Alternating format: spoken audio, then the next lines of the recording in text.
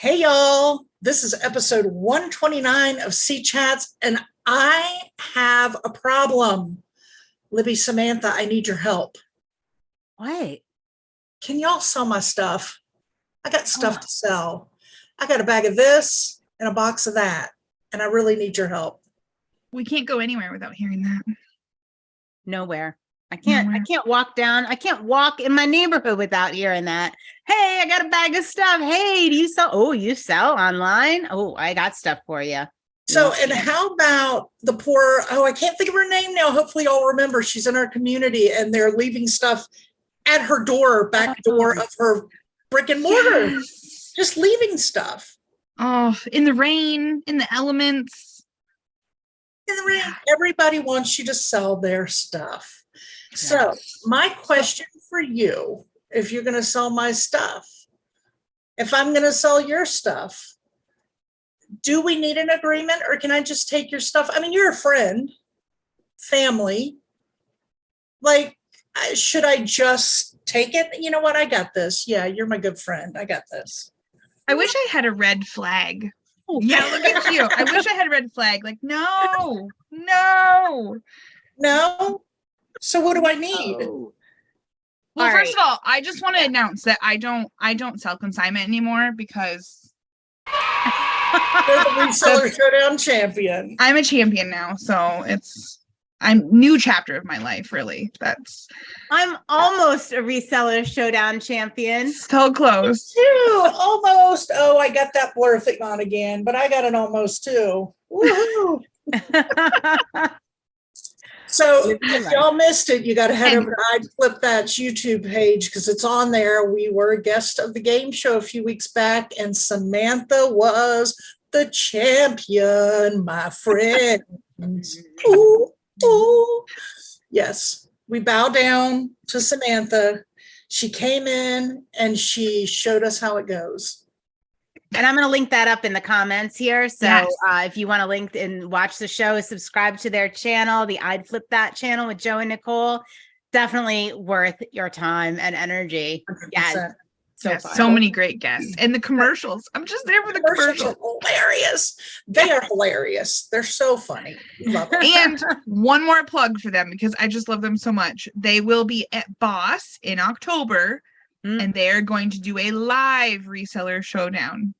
Yes, girl. Yes, and I'm excited. Me too. Yes, I'm ready to compete.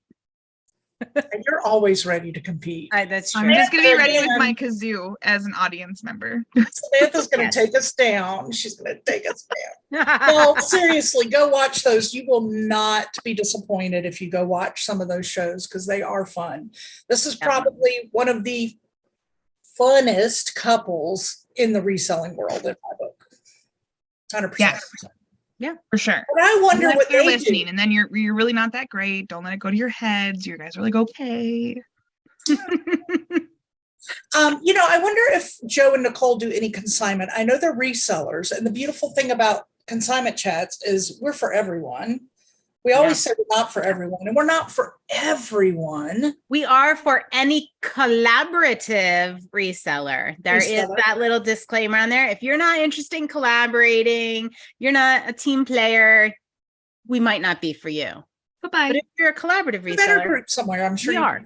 Yeah, totally. You're collaborative, you're positive, you're ready to help lift everybody up and get some kumbaya moments with your peeps.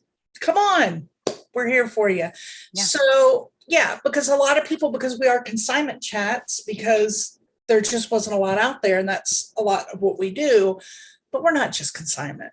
We are here for resellers. We have a lot of resellers in our group, and that is what we do. And we believe that every reseller should be consignment ready, because Molly just asked me to sell her stuff. And if you're not consignment ready, you don't know how to say yes, and you don't know how to say no. And you don't know, you might be leaving money on the table.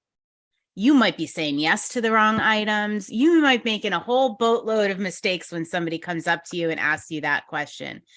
But we're here to get you ready.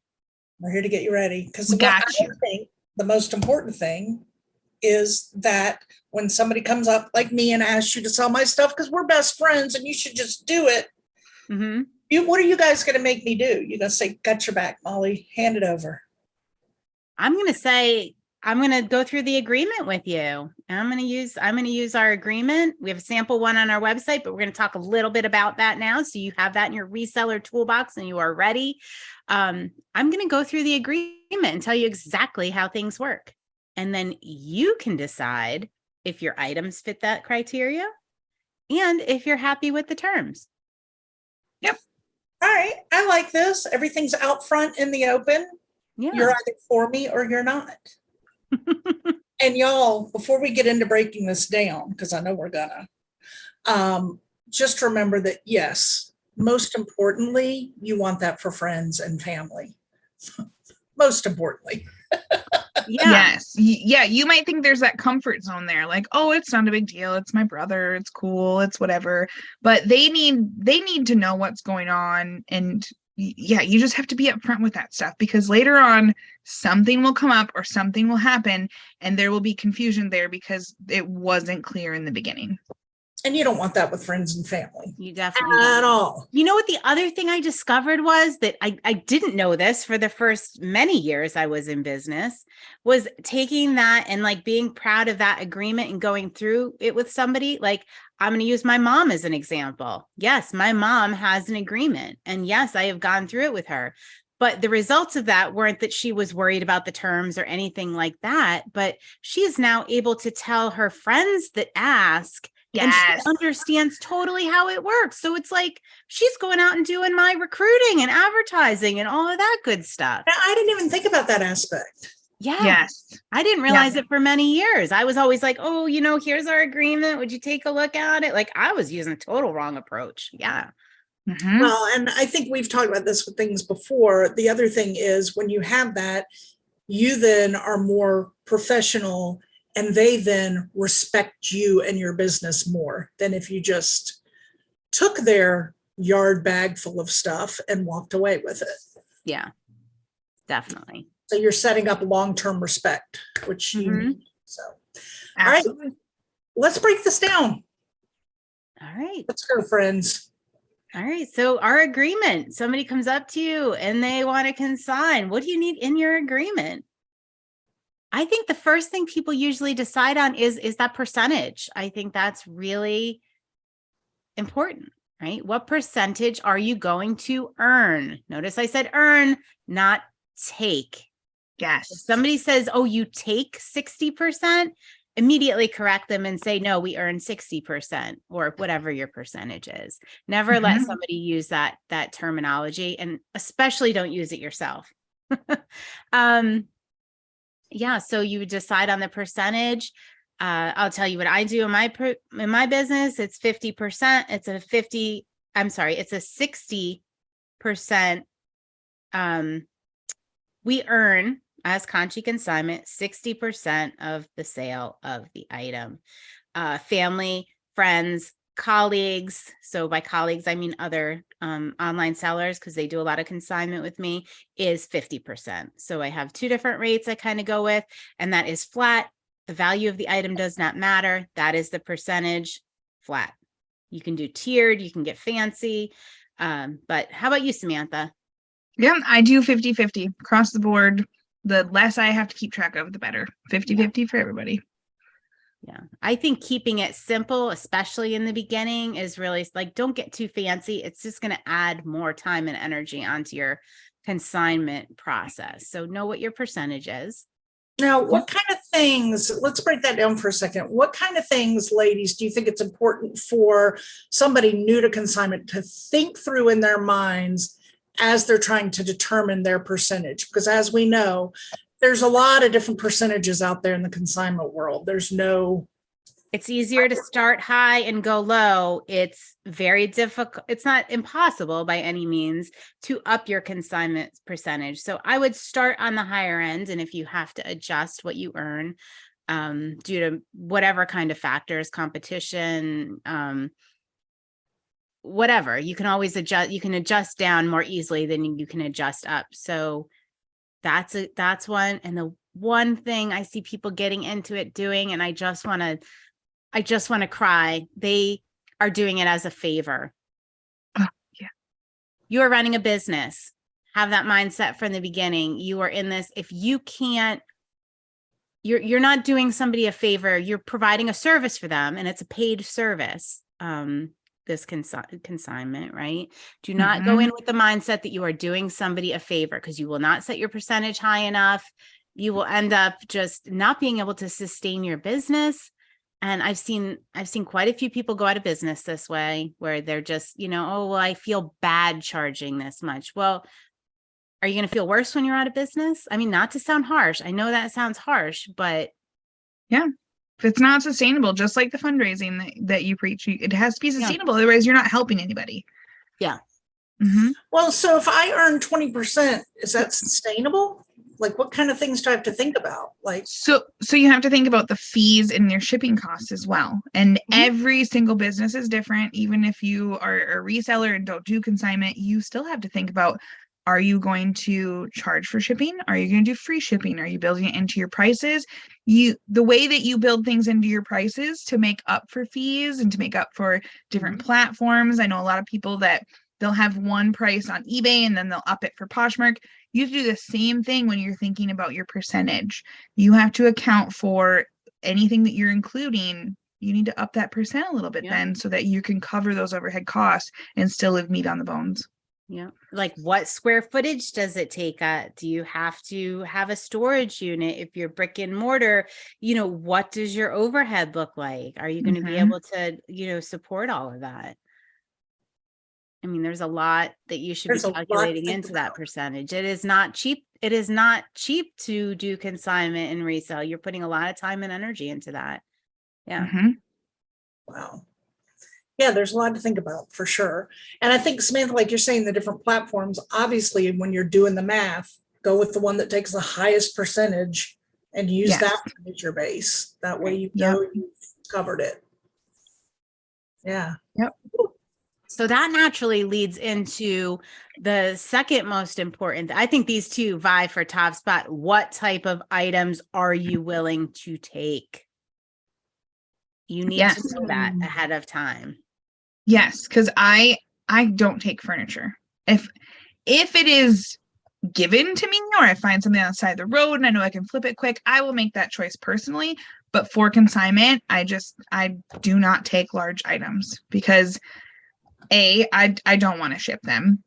But most importantly, I don't have the storage for that. I just do not have the space. If it doesn't fit in a tote along with many other things, I don't want it. And it probably cost you more money than you would ever earn on a consignment. Sure. Yeah. Each tote for me is, 25, 30 items. And so if I have something that's going to take up the space of a tote or two, that's 25 or 30 items per tote that I'm not listing because I can't store them. Yeah. Space can be a consideration. Value can be a consideration. You can put like a size cap. You can put a value cap, like, a lot of places that allow people to pick up unsold items stick with the $50 mark. That seems to be what they need to do to recoup their, investment of time and energy in that item. So you might want to think about a cap, like a minimum value amount of items you'll take on consignment. Yeah, especially if you're brick and mortar. If you're brick and mortar and you have a certain type of area that your store is in, I know some people that had an idea of what they wanted their business to be, but then they moved into a totally different type of neighborhood. So then it didn't go over as well because that's not the theme of that neighborhood or that area. You also have to make sure that you're checking with your city. I know some people that have villages and township rules, and they, again, have a whole idea of what they want to do, but when they check with that town, they say, well, actually, you can't use the words consignment, you can't use the words thrift, you have to use this word or this type of signage. And so you got to triple check on that too before you start deciding what type of items that you're going to take. That's a good point. I hadn't really considered that. Yeah. I like it. So what else might you want to decide on, like type of items? I always like to think of, if it's something you personally are interested in, you're going to sell it much better. If it's something, now that doesn't mean I love to learn new things about product that I've never put my hands on before. I get real excited. And that's why one of the things I love about this business is that I'm always learning, because you come across something and you're like, what in tarnation is this thing? And God love Google Lens, you figure right? it out. Oh, yes. But I mean, there's probably not a couple of weeks that goes by that I'm not learning about something new. So there is that, but I also am somebody who believes that I could never be the typical used car salesman. I am not going to sell you something that I don't love myself and believe in. So I keep trying to tell myself, go back and start just doing the things you really, handbags, shoes, jewelry, leave it at that. Yep. But I can't, because the other things I'm just as interested. So I'm an everything seller. Mm-hmm. I, like Samantha, however, I don't get into furniture because I live in furniture world here in the tri-area of North Carolina. We have the furniture market. We have furniture company home bases. So furniture is everywhere here.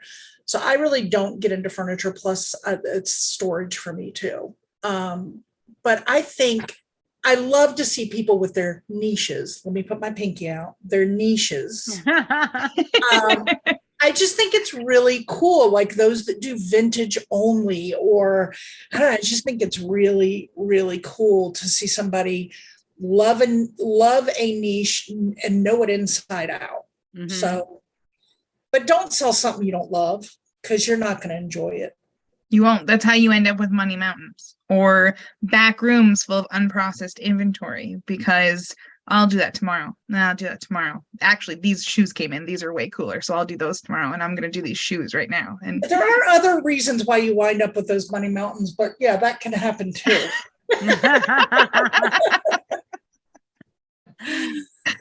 Yeah, so I know you also don't do children's items, Samantha.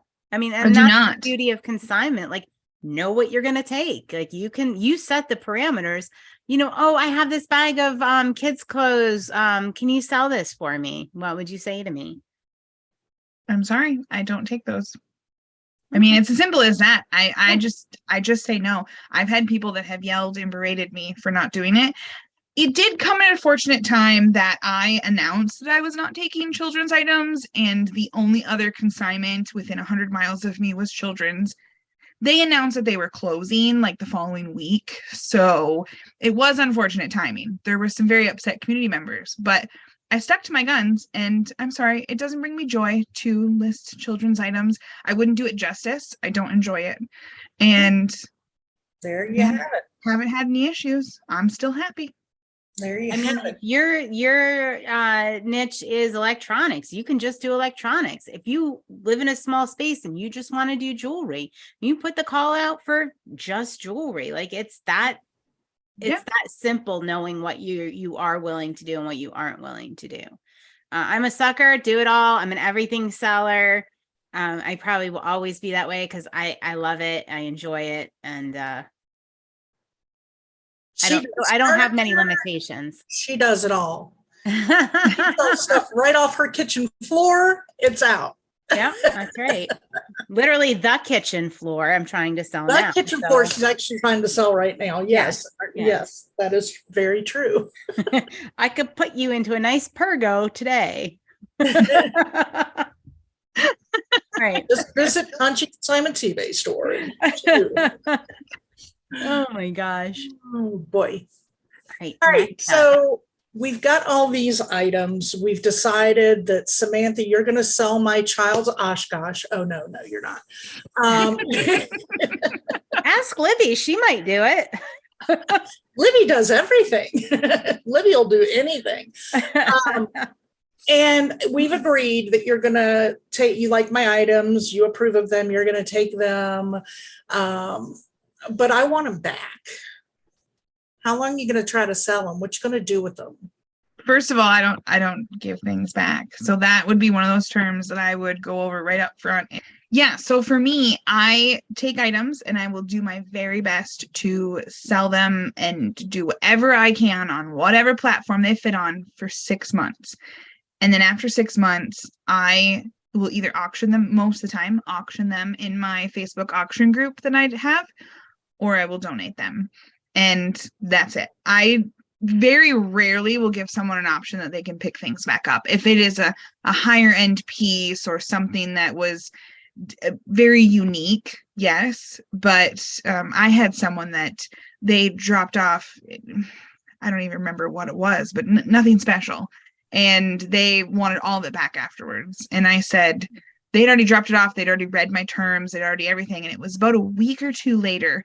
And I said, if you want to come and get them now before I put the time in to list them, that's absolutely. But once they're mixed into my inventory and they're listed everywhere, that's it. They're there for the remainder of the time. And then it follows my process of auction or donation. Yeah, it doesn't sound like you're ready to consign. It doesn't sound like consignment is a good match for you. Is one I'll use like that. Where's that red flag you were waving? I know, wave that red flag. Because y'all, I got to tell you, when I get something out of my house, it's not coming back. It's just not. Even when I do a yard sale and all I'd have to do is pull it back in the garage, it's not coming back in the garage. If it gets out of my front door or my garage door, it's either getting sold or it's getting donated. It is not coming back in, period.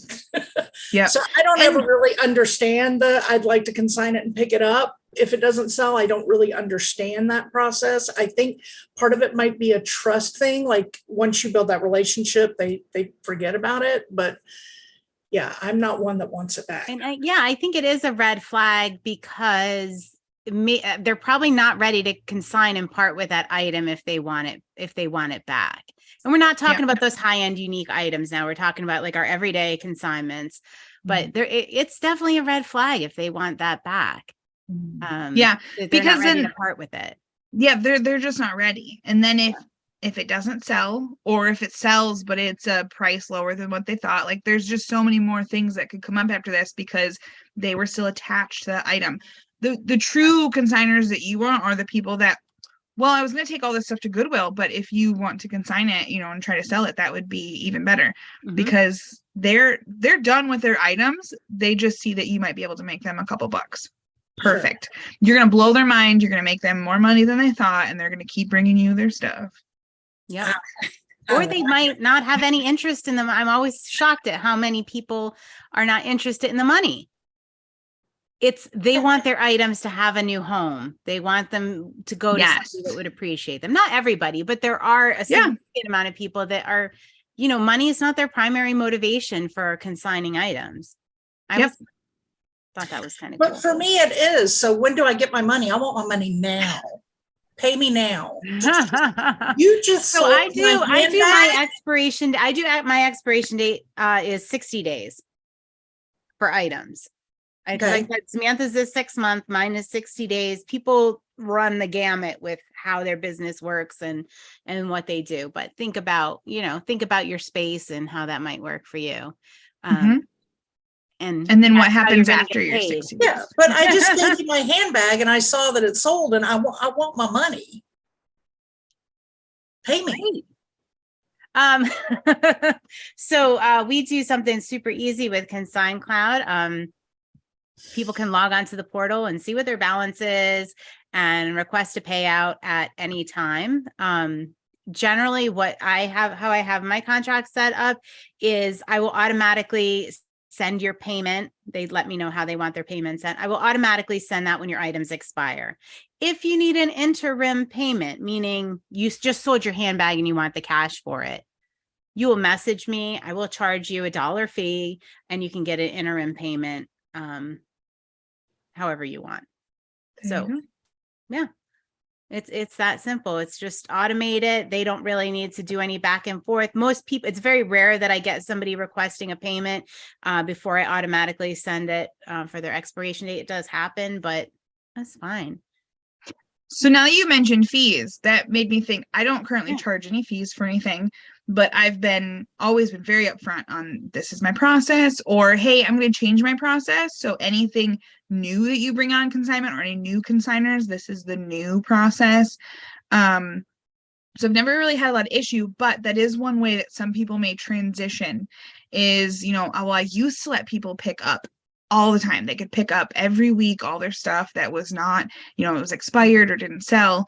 And I've seen in the community a lot of people that they don't want to just say cold turkey, like, no, your stuff is mine. So they'll charge a fee, maybe $1 per item or things like that. And then that way that will start transitioning your clients to know that, okay, it's not really going to be worth it to go and pick up all of my items every week and do that type of thing. Yeah, I like that. I will tell y'all, when we were in the brick and mortar, Yeah, we got to mention this, Molly. we used to allow them to pick up, and we had a large storage space in our building. I mean, it was a big space. We had a lot of shelving in there. So we would go through and pull their expired items, take them out of inventory, put them all in a box, put their consignor ID on it. And they had, a week, 2 weeks to pick it up or something? 2 weeks, yeah. I cannot tell you, probably 90% of the consigners would never come back and pick it up. Mm-hmm. And we would have boxes stacked on boxes, stacked on boxes. And it was a nightmare in that storage because they wouldn't show up. So we started using those items for our fundraiser, our Conchi Connects fundraiser monthly sales that we did. And that was where the stuff would go. And every now and then you'd have that one random person would come in and go, I want my stuff. Well, you'd look on that. Well, it expired 6 months ago, but I want it. Well, I'm sorry, but we had in our agreement a 2-week grace pickup time. And, but feel good to know that your items were used in a fundraising sale and that money was given to blah, blah, blah charity. Yeah, I think about all the headaches we would have avoided if we just didn't allow for the everyday consignment pickups, that headache. Because when you do have it, then you have a pickup window, then you have to, you get people calling, you have additional customer service, you have, people coming and asking for extensions. Like it was also a customer service nightmare, not even just like a storage area nightmare. It was a logistical nightmare. And then you'd have. But wait, there's more. There's more. But have that one that comes in and says, I want my stuff back. And then they bring the box, put it on the counter and go, oh, well, not this. It's really just this I want and that I want. And they would think they could go through and pick out the 2 or 3 items and leave no. Mm-hmm. And we'd be like, I'm sorry, but you need to take all of that out. So yeah, it would have been much easier if we started that way from the get-go. Hindsight. So that's why we're here to help you not make the mistake that we made. And again, for those higher end items, for those unique items, you can take it on a case by case basis. 100%. And, what I tell people now is when I get those items, I say, I need to know if there's anything you're interested in picking up before you drop off, before you sign that agreement, and we will discuss it at that point. One of the things is the item does need to be over $50 in value if we're even going to have the conversation, $50 in resale, if we're even going to have that conversation. But we do that all at the beginning. So most of the time it ends up that, they're fine. They're like, no, if it doesn't sell, just, do what you will with it. But I definitely have that conversation at the beginning, not at the end. I was about to play the role of the consignor who goes, well, but I know because I looked on eBay and that purse is going to sell. I saw all these listings and it's going to sell for $500. So I know it's going to sell for that. Right. And I think about that and I think, well, how do you have in your agreements wording that lets them know about pricing and who does the pricing and how that works? Because let's call me Cindy, amateur Cindy, just went on eBay and looked at all the listings and saw people had them listed for 500 to 800 to. So I think I can price my item. Yeah. I mean, if somebody comes to us with a specific item that they're saying that about, of course, we'll pull up our phones and show them how to accurately get the comps and look at what's sold. But we definitely put in the contract that pricing, sales, the item is in our full control. We do with it what we need to do to sell it, right? It's our goal to sell it for you, as you know, for our consigners within that time frame. And we do whatever we have to, whether that means a sale. And the other thing I like to say, and I know Samantha, you do yours a little bit differently, but I definitely like to say to people, well, you know, we've researched each item and we put whatever market value is on it. I don't determine market value. The market determines the market value. All I do is research the item, and whatever it's selling for, that's how we're going to price it. So you can just, you know, be confident in that.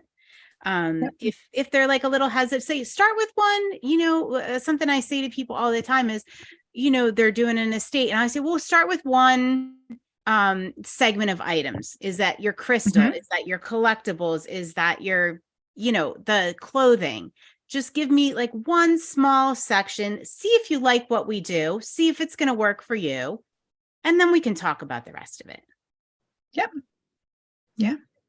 I just pulled up my agreement, which is right on my website. I don't do paper ones anymore. I just have all my terms on my website. And then by them emailing me or messaging me through my website saying that they're interested, I just re-verify, like, just want to make sure that you read the terms located on my website. I put the link in there again and they say, yes, I agree. And I say, okay, I need your name, your address, all that stuff. Mine does say all prices and terms of sale shall be determined by Sorting with Samantha. Sorting with Samantha agrees to devote its best efforts to the sale of consignment items for the client. It's part of a much larger paragraph, but that's the main point right there. Mm-hmm. I like it a lot. Very good. And the other thing I just want to mention, like liability, there is a clause in ours because when you're consigning, it is not your item. The other person holds the insurance on that item. And a lot of it varies state by state. So check with your state. But I think the vast majority of states, you cannot get insurance on somebody else's item. Now, there are exceptions. I'm just going to use this like as a broad stroke here. But generally, you want something in there if there is a disaster, you know, an act of God, something like that. You are not responsible for, you as a consignment seller are not responsible for that item. So, yeah. Drop the mic. Boom.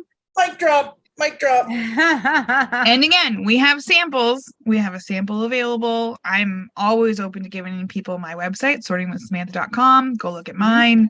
It's all out there. And there are so many different ways to do these and so many different niches and business models and things. And these are just points on there that you need to think about and how you want to put them in yours.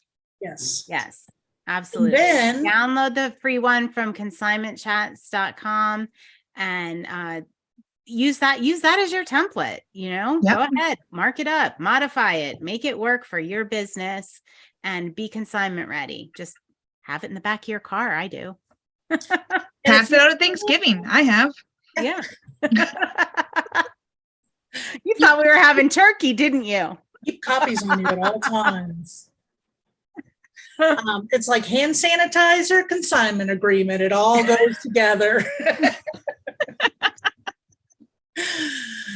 Oh, I had a thought, y'all, and I lost my thought. All right, well, I have a thought while you're thinking of your thought.